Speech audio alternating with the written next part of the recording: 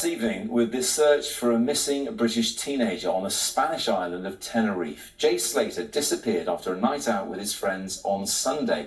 This evening, one of them has told Sky News she felt fobbed off by police after she reported him missing and described the desperate search to find him. The 19-year-old was on the island for a music festival that was last heard from on Monday. It's his first foreign holiday away with friends. Now, he called his friend Lucy Law just after 8 o'clock on Monday morning and shared his location with her, a mountainous area in the northwest of the island, which is popular with hikers. He told her he was going to walk back to where they were staying in Los Cristianos, but that's around 30 miles away. I spoke to Lucy earlier this evening. I'd gone home from the NRG festival a little bit earlier than everybody else because I was tired. So I'd gone home alone back to my apartment, and then I woke up to a phone call at like 8:30 in the morning, around 8:30, from Jay saying that he'd gone up to the mountains, that his phone was on 1%, so it was like about to die. He didn't know where he was. He needed a drink. That he'd cut all his leg on like a cactus, and that he had no idea where he were. So I said to him, like, if you're ever going to listen to anything I'm going to say, like, you need to listen now. You need to go back to wherever you've just come from before your phone dies, and I'll come and pick you up from there. Like, you need to go back there. He said to me, I can't go back there. I don't know where it is. So I just said, send me like a location. So he sent over a screenshot of his last location. So I went straight. The first thing I did when the phone had cut off was I rang the police. So I rang 911 and spoken to the people there, and they told me that they'd sent a helicopter out. But later on, I'd spoken to somebody who lived up in the mountains, and they'd said they hadn't heard any helicopters, which obviously if there was a helicopter out, they definitely would have heard it. So I think they just totally fobbed me off with that. I don't even think they did. So after like half an hour, I had no updates. So I rang back and I said, has the helicopter had any sightings of him? Has anybody seen him? Like, I'm really, really worried. They said no, they'd not seen anything, but they were like, out looking for him. So I thought, right, I'm not getting anywhere with this phone call. Like, every time I'd ring the police, like, they just kept ending the phone on me, like they were just so unbothered by the full situation. So I thought, right, I need to get a taxi as soon as possible down to the police station and speak to them in person. So I got a taxi down to the closest police station. I was literally there within the hour of the phone call. So I'd gone in, I said, I really need to report somebody missing. But I said, it's not like they're just missing around here, like he's missing in a very like abandoned place. There's nothing up there, it's just mountains. She gave me a piece of paper that said that I needed to go online, fill in a form, and then within 48 hours I'd receive a code, and I'd bring the code back to the police station, and then I could file a report. I said, within 48 hours, like, it could be fatal. I said, this needs reporting right now. So we'd come up, there was literally no sign of him anywhere. Like, we drove around all day, there was literally nothing, no sign of him. I went into a restaurant that was halfway up on the viewpoint. And is that where you are now, Lucy? You're staying at the coast, but you're now up in the mountains where you think Jay was. I've literally not slept at all since I've got that phone call at 8 o'clock. We all hope that the search continues and Jay is found safe and sound. But the final question is, what is he like? What's he like at home? Is he sensible, or is he a bit more of a risk taker? What's Jay like? No, he's not a risk taker at all. That he wouldn't do anything. Like, I don't know why. I can't understand why he would come out of the house and then decide that he was going to walk. I don't know why he would do that. And then I think he set off walking with back to it and not realised how far the walk actually is. And then when he's obviously, or when I've spoken to him, he said he'd already walked about half an hour, and then obviously I don't know if he's walked half an hour down the road and then put it into his maps, and then obviously it said it's like really far. I really don't know why he set off walking. There isn't much up here. However, there are cars that come up here. There are people that come up here to hide. I've seen so many people up here, and I've asked every single one if they've seen him, and nobody's seen him. And this is what I find weird, because if he'd have seen somebody or a car or a person, he would have either flagged down the car. He would have said to someone like that he needs a phone to contact someone, and also he would never have his mum worrying like this. He would never have his family worrying like this. He would never have us worrying like this. Like, if he saw someone, the first thing he would do is say, I need to ring my mum. Like, I know that for a fact. Missing British teenager Jay Slater enters its fourth week. Spanish police, until now silent on their investigation, have released a dramatic new update. The Spanish Guardia Civil, in charge of this probe, insists that whilst their ground searches have been called off, the investigation into the 19-year-old's disappearance on June the 17th remains ongoing. In a statement released to The Sun, they say, and I quote, several lines of inquiry are being pursued. Perhaps even more telling today is the state of their investigation. They say that they remain hopeful of finding Jay alive and insist he is not yet regarded as missing, presumed dead. This new development, the fact that they are chasing new lines and pursuing every lead, will be some comfort to the family who have expanded their search deep within the gorge below me. They believe that Jay may have been able to walk further than the point where his phone last pinged before it ran out of battery. But the size of this area and the dangerous terrain underfoot perhaps illustrates their desperation. They are small in number and the search vast, but they refuse to give up hope, and now, after days of silence from the Spanish police, neither are they. The search for Jay Slater continues, and in a further development, his friends Brad Hargreaves and Lucy May Law have now flown home to the UK. Brad jetted back on Sunday after insisting that he and Jay were not drug mules.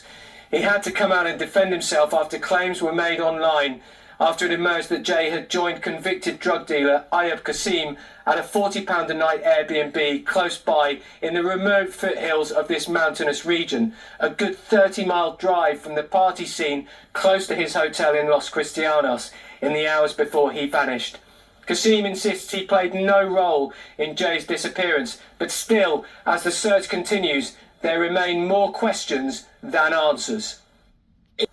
It's a very odd set of circumstances. So Jay, 19-year-old, on his first holiday with the lads, was down in Los Cristianos, which is a bustling area in Tenerife, full of nightclubs and various bars. What seems to have happened is that he was at an NRG music festival. He meets two men, one of them, Ayub Kasim, who is a convicted drug dealer. And for some reason, he goes with Ayub Kasim and this other mystery man for now, out 30 minutes away from Los Cristianos, up a very, very steep winding road into the mountains to a place called Masca. And there they stayed overnight in a £40 Airbnb, which had been booked by Ayub Kasim. That's one of the key questions. And there are many, many questions, with many, many questions remaining unanswered. Why on earth did he leave Los Cristianos and drive up into the mountains with Ayub Kasim? What went on inside that Airbnb? And why on earth did he leave the next morning by foot instead of catching the bus? And by foot, he will have walked out of that Airbnb, turned on his Google Maps or his Apple Maps, and it would have told him that to get back to where he needed to be would have taken 11 hours. He was on the phone and he goes, I'm not walking down over on that road, and he's gone over a little bit, like a little, not a big drop, just a little tiny little drop, and he's going down there. He goes, I'll ring you back, so I think someone else was ringing him. If he's thinking like me, he would have went back up and started walking around the path again. He wouldn't have gone all that way down there. It remains unclear at the moment as to why he didn't catch a bus, why he didn't head back down the mountain towards Masca, why he didn't wait for a lift. The suggestion being at the moment from private investigator Mark Williams-Thomas is that he was scared of something or someone, and that's pretty much at the heart of this. We just don't know. There's no explanation. We've got various statements that have been issued by Ayub Kassim as to what happened, what unfolded. He says that Jay arrived at the Airbnb alive and that he left the Airbnb alive. We've got also statements from Lucy May Law, the last person to speak to him, during a panicked phone call where he said that he was in the middle of nowhere, he was lost, he had no water, and he had 1% left on his battery. So for now, as I say, there are more questions than there are answers, and that is probably at the very heart of it. What on earth happened at that Airbnb? That's crucial. The family are frustrated. So initially, they've essentially gone from feeling extremely sad to now anger. The Spanish police don't work in the same way that British police do. There isn't a family liaison officer working with the family and feeding information to the family so that they're feeling connected to the investigation. They are very much detached from it. So they have no idea what lines or leads the Spanish police are following up. And that is turning them towards anger and despair. You know, with 3 weeks on now, and I spoke to Glenn Duncan, who is Jay's nephew, over the weekend. He was part of one of the searches, and he said that he was utterly baffled why Spanish police allowed Ayub Kassim and another man to leave the country, to leave Tenerife, without any follow-up, and then they classed them very early on as irrelevant to the case, and they can't seem to understand why that was allowed to happen so early on, given that Ayub Kassim and this other man were the last people to see Jay before he vanished on June the 17th. So they're very frustrated. They're very much in the dark, and they know as much as we do, which for them is adding to their desperation. The authorities will simply say that they spent 12 exhaustive days looking around this mountainous region up towards Masca. They searched high and low. They sent helicopters up. They sent drones up. They had a large number of individuals searching through that area for Jay and found no sign of him whatsoever, no trace. Throughout the Guardia Civil search for Jay, we haven't heard any mention of searching the sea, with no vessels being deployed for that. And now that Jay's dad, Warren, raises this as a possibility, and let's remember... Welcome back to my mental health and crime channel. My name is Huda London. This is for education purpose only. This is the case of Jay Slater, the 19-year-old boy who was reported missing on the 17th of June 2024 in Tenerife, Spain. It's an island closer to West Africa, actually. There was a 3-day festival that Jay attended. You can see Jay on the right hand side at the festival. He looks really out of it. He looks really intoxicated, dehydrated, I can imagine. And obviously these are youngsters partying from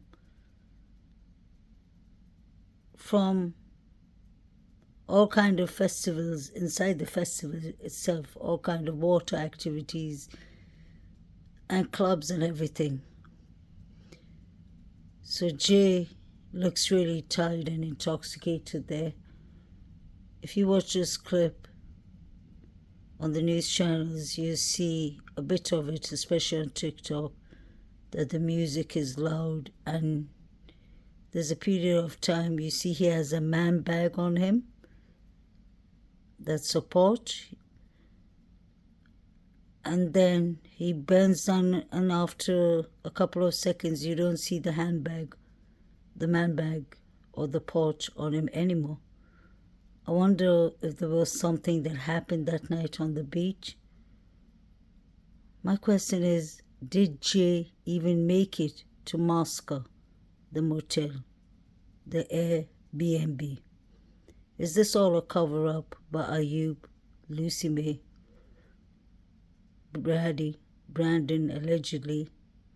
We saw that Brandon and Lucy May were not invited to the after party at the funeral. For whatever reason, they were standing outside opposite the pub looking odd.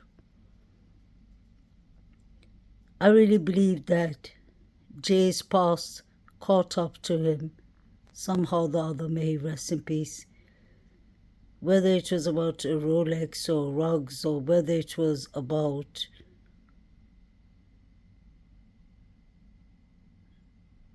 he and his 7 mates 3 years ago at the age of 16 attacking a 17-year-old boy. Now he was 15-year-old then, Tom Hilton. So this could be clearly a revenge thing,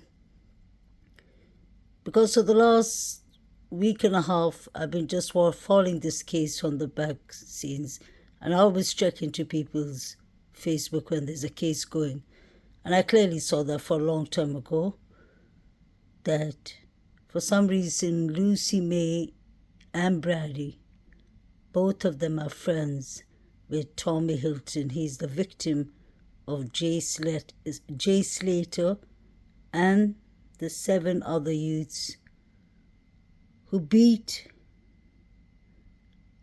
attacked, brutally attacked Tommy Hilton at the age of 15, left him with an open skull injury, left him with leg and arm injuries and shoulder injuries because of the machete. And may God rest his soul, they were even laughing at the court, and you can see that.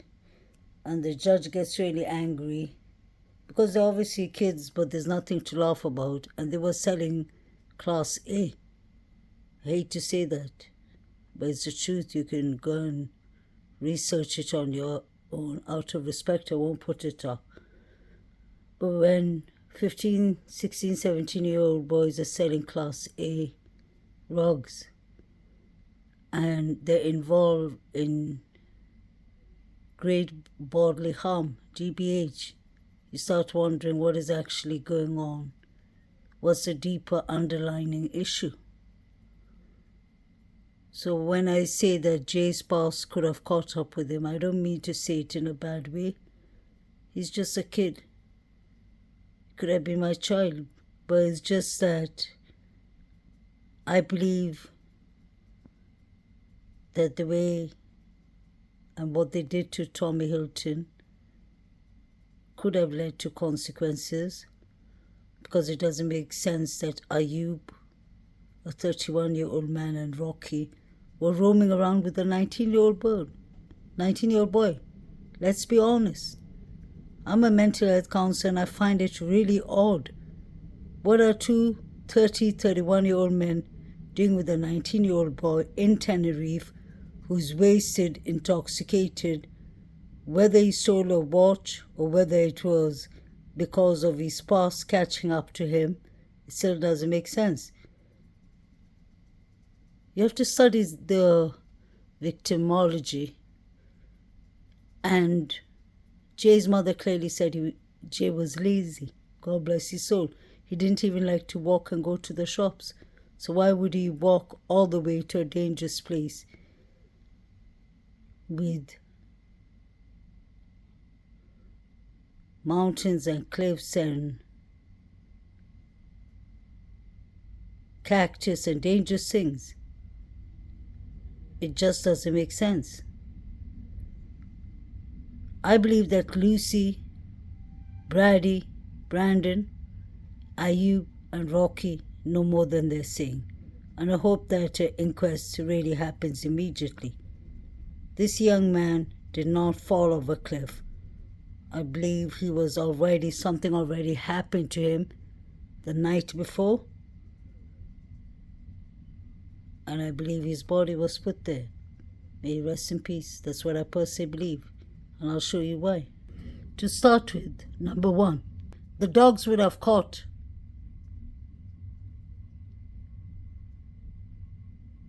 Jay Slater a scent of his human remains. The first couple of days, the first couple of weeks, it would have been much lesser the later time goes, but they would have smelled something. Although it was deep in a ravine, they would have still sensed something. Second thing, for Jay to have thought that he could walk 11 hours on the wrong direction wouldn't make sense.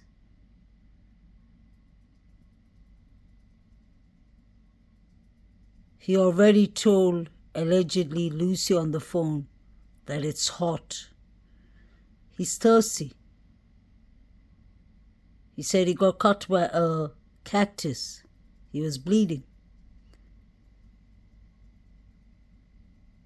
He was lost. And you can imagine the heat waves. So why would he go further into the ravine and cliffs and rocks and cactus and terrain? Why would he do that? He doesn't have any equipment. He knows he has training shoes on. Unless they gave him a roofie or they gave him something to hallucinate him and sent him off to the mountains or led him to his unaliving. Allegedly, in my opinion. So the question I've been asking myself from the beginning, I'm asking all my subscribers who've been following this case and all my viewers. How are we certain? How can we be certain that Jay Slater came to Masca, to this Airbnb? We believe that he came because Lucy told us. We believe that he came here because Ayub said so. We believe that he came here, that Jay came here because Rocky allegedly said so. We believe he came here because the owner of this Airbnb, or her brother owns the place, the woman managing it, said it. But you have to ask yourself, is there any CCTV camera that shows Jay walking inside this bar, this Airbnb? Is there any surveillance that shows him coming out? Is there any CCTV camera that shows him walking towards the mountains and cliffs and all? I believe that Afenia, the woman who manages this place, her family owns this place, I personally believe that Ayub and Rocky paid her to say that. A lot of things have come out because look at what Ayub said. Ayub said that it was Lucy May who came to my house. He said she came to the hotel in Masca. You'll need to leave Lucy alone. Stop bothering her. But Lucy May did not say that in the beginning. There's something that they're hiding here because I don't believe at all that Jay Slater ever put a foot in Masca. Whatever happened, happened at the festival. It happened at the beach.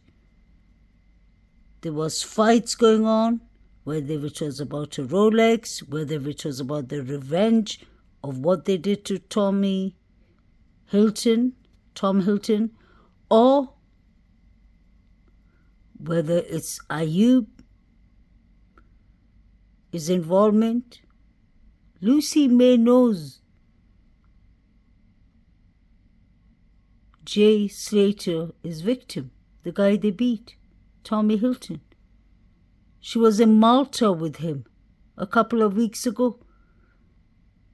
Jay was missing on the 17th of May. She was in Malta with many friends, and Tommy Hilton was one of them. And that was on the 5th or 10th of May. So what's actually going on? So the question is, what happened to Jay after the rave, the clubbing that he went to that night? Did he actually go home with Ayub? Or is this all a cover-up? Was there a fight that broke out at the nightclub or the festival? Did something happen to Jay? And is this all a cover-up? Something's not right here. Now I'd like to end by explaining something about this whole situation. The reason I believe that this is a cover-up, or that they cover up from the friends, Ayub, Rocky, all of these people, that something could have happened to Jay. Something could have easily happened to him, like a fight, an accident, a OD, anything. Attack, anything. But I wanted to show you one thing. Pay attention to the dog that was brought from Holland.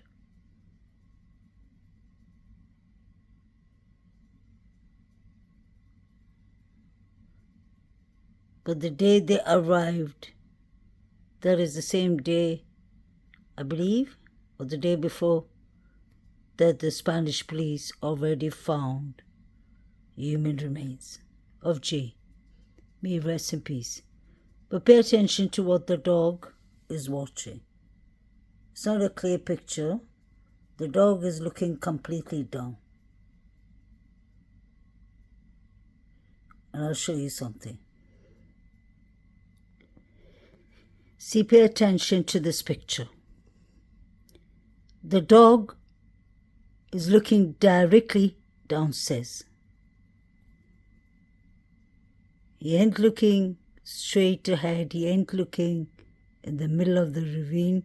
He's looking directly downstairs, like a drop-off, like Jay just slipped and fell, or went blindly and missed his step and fell. That doesn't make sense.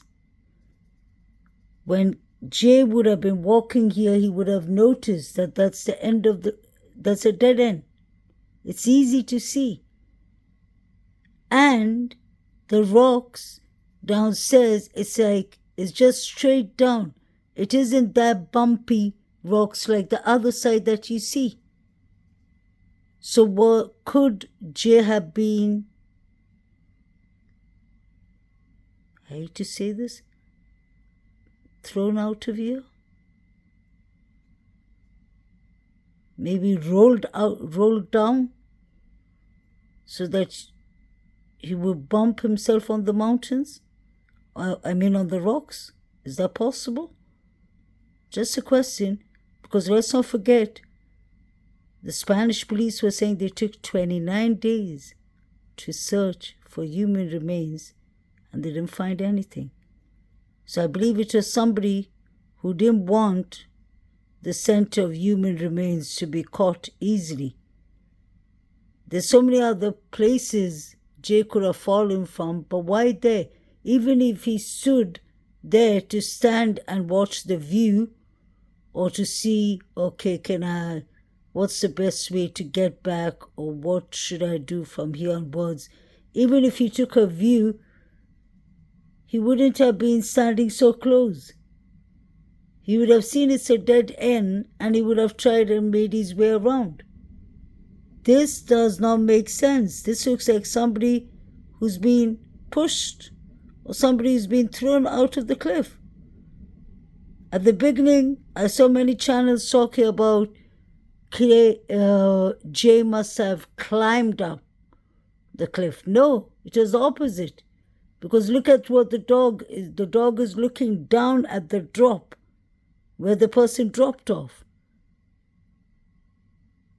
If the dog was going after the scent and if Jay climbed up the cliff and fell halfway, the dog would have smelt the stones and all. He would have got a proper smell. But I think he's looking right down because it's like somebody was pushed down or thrown down. I think you'll understand it better now. This is the clearest I can zoom into. The dog is sitting here. He's at the edge of the cliff, almost at the edge. He's looking right down at the drop of where Jay fell. Jay could not have been climbing up the cliff. I'll tell you why. Because he couldn't have gone through all those, what's it called? Ravines? Whatever it's called. With all those greenery down there, all those wild, bushy forests or whatever it is. I promise you, he couldn't have gone there without a machete or without something to cut off all those greenery. And don't forget the rocks down there, many things.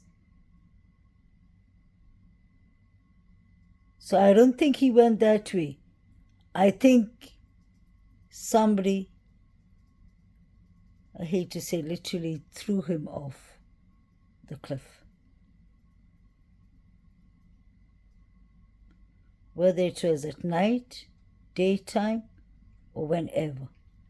That is all the terrain down says. Pay attention out to the ravine. Jay couldn't have been walking inside through all that and then he tried to climb up the cliff. I doubt that. See? This is the other side.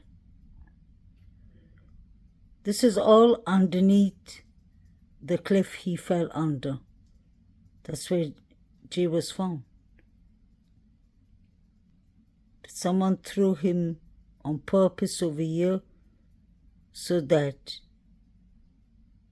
he wouldn't be found easily. I think Christopher Tenerife was talking about manhole. Was it man trap? Something like that. I think this is what he was talking about. That once you get yourself inside it, you can't come outside. You're trapped there.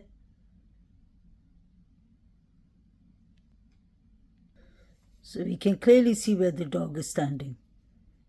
And where he's standing, the cliff under him where Jay fell is more straightforward, if that makes sense. It's not a bumpy one like the other rocks there.